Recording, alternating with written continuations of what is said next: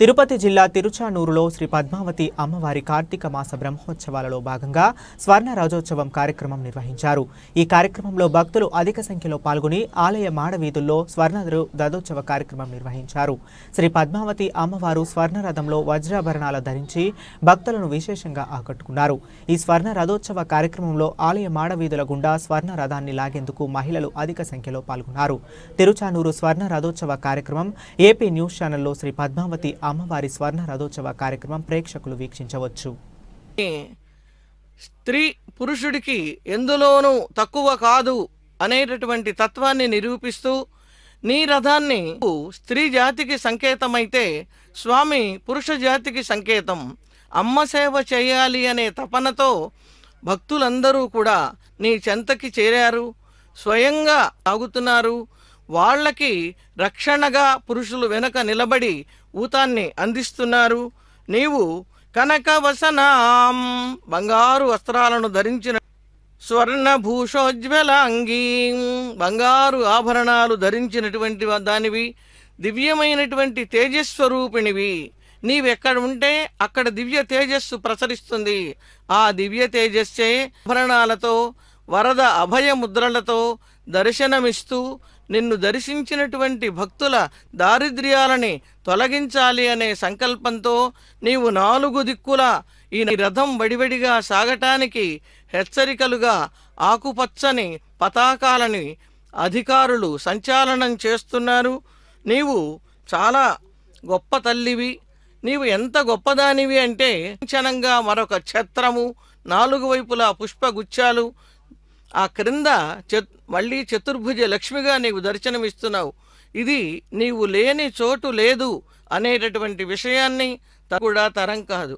అరుగో మహిళామణులు, ఆనాడు దేవతలందరూ నీ సేవ దొరకక బాధపడిన వాళ్ళు ఈనాడు నీ సేవ కోసంగా ఈ సాధారణ మానవ స్త్రీ రూపాలు ధరించి వచ్చారా అని అనిపిస్తున్నది.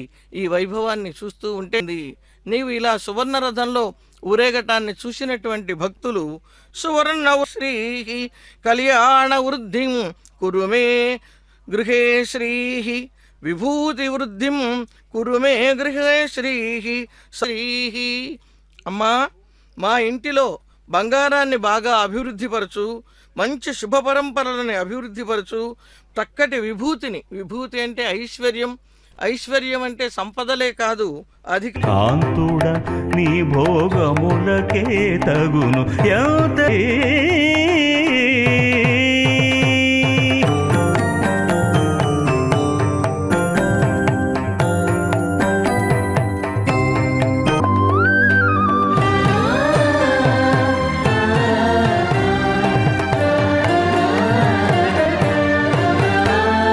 చెలిని కౌగిటి చెమటల చెలిని కౌగిటి చెమటల చేసెను చలువగనిప్పుడు జలకేడి కలికి కాంతుడ నీ భోగములకే తగును ఎంత జాణరో ఈ కలికి.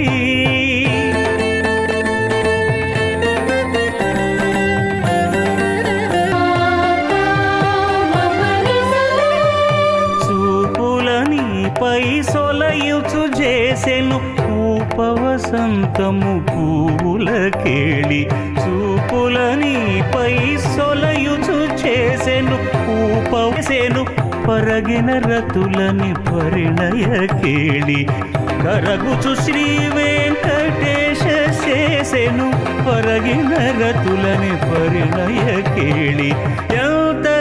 ఎంతో తపనపడి జయతు జయతు లక్ష్మీ తల్లి, నీవు చక్కగా విజయ పరంపరలను పొందాలి అని సర్వలక్షణ సంపన్నమై ఉన్నటువంటి నీవు నిరంతరము విజయ శోభలతో ప్రకాశించేటట్లుగా అలంకారం చేశారు. ఎరుపు తెలుపు రంగులు సత్వగుణానికి రజోగుణానికి ప్రతీకలైనటువంటి ఆ రెండు రంగులని నీ యొక్క రథానికి చక్కగా అలంకరించారు. అదుగో అడుగడుగున దృష్టి నీవు భక్తులనందరినీ ఉద్ధరించమని స్వామికి విన్నపం చేస్తేనే కానీ స్వామి భక్తులని అనుగ్రహించడు.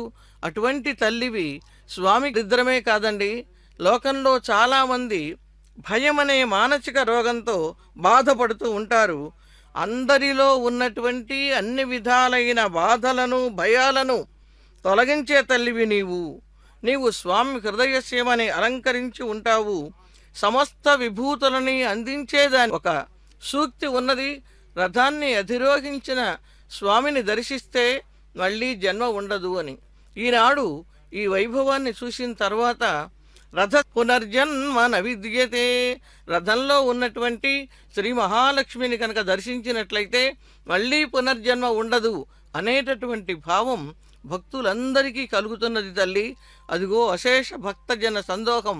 ఈ సందంగి పాలేటి రాచూలన అమృతముతో కూడా అవతరించే, ఏ భామిని కటాక్షమసగిన అజరుద్ర మఘవుల కబ్బె సామ్రాజ్య పదవి, ఏ చకోరేక్షణకే ప్రొద్దు శ్రీ విష్ణు శరణాగతి చేశారు తల్లి. ఆ స్వామికి అన్ని విధాలా తగినటువంటి దానివి, అనుగుణవి, అనురూపవి. ఆ స్వామి ఏ ఏ సంకల్పాలు మనస్సులో భావిస్తాడో వాటికి అనుగుణంగా ఉండేటటువంటివి తల్లివి నీవు.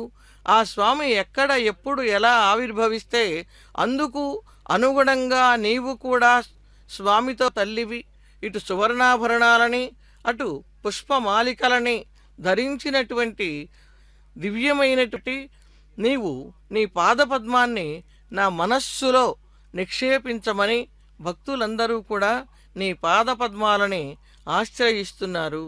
నీవు ఏ వైపుకు దృష్టిని ప్రసరిస్తే యస్యాం యస్యాం దృశ్య విహరతే దిశి విహరతే దే